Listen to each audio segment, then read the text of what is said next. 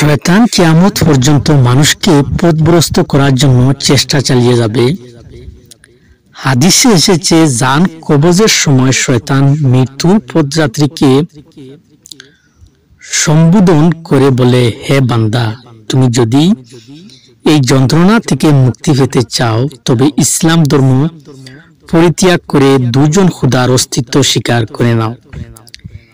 মৃত্যুর কষ্ট এবং যন্ত্রণা অনেক ভয়ানক। এই ভয়ানক এবং সংকটময় মুহূর্তে ঈমান রক্ষা করা বেশ কঠিন হয়ে পড়ে। সবচেয়ে বেশি কঠিন হয়ে পড়ে দুনিয়ার জীবনে যারা কম নেকি অর্জন করেছে।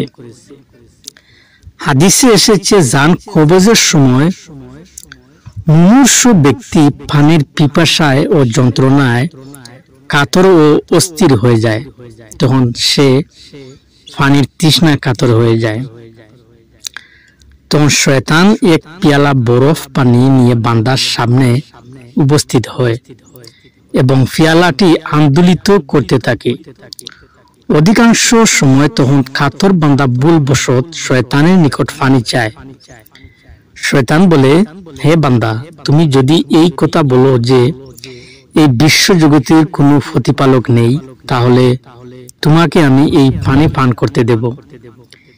এতে বান্দা যদি কোনো উত্তর না দেয় তবে শয়তান পুনরায় তার নিকট বসিয়া পানির পেয়ালা নাড়াচাড়া করতে থাকে।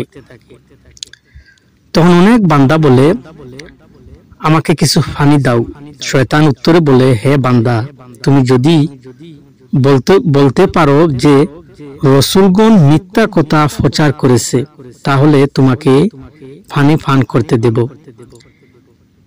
এমতা অবস্থায় যাদের ভাগ্য খারাপ এবং দুনিয়ার জীবনে ঠিকমতো ইসলাম পালন করেনি, তারা পানির পিপাসায় যন্ত্রণায় সহ্য করতে না পেরে শয়তানের ইচ্ছা অনুযায়ী কাজ করে বেঈমান হয়ে মৃত্যুবরণ করে।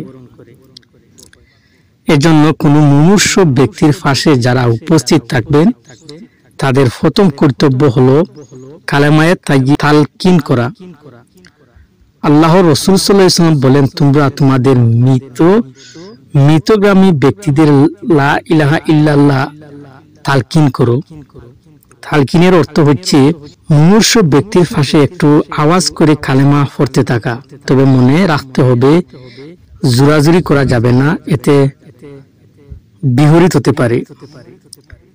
তাই নিয়ম হলো তার পাশে বসে মৃদু আওয়াজে কেবল কালেমা পড়তে থাকা। তার পাশে যখন কালেমা পড়া হবে, তিনি যখন কালেমার আওয়াজ শুনতে পারবেন, আশা করা যায় তিনি নিজেই কালেমা পড়ে নিতে পারবেন। এই কালেমা যার জীবনের শেষ কথা হবে, তাকে জান্নাতের সুসংবাদ দেওয়া হয়েছে। রাসূল সাল্লাল্লাহু আলাইহি ওয়াসাল্লাম বলেন, যার শেষ কথা হবে লা ইলাহা ইল্লাল্লাহ, সে জান্নাতে প্রবেশ করবে। সুনানে আবু দাউদ। মুমূর্ষ ব্যক্তির পাশে থেকে সূরা ইয়াসিন তিলাওয়াত করার কথাও হাদিসে রয়েছে। রাসূল সাল্লাল্লাহু আলাইহি ওয়াসাল্লাম বলেন,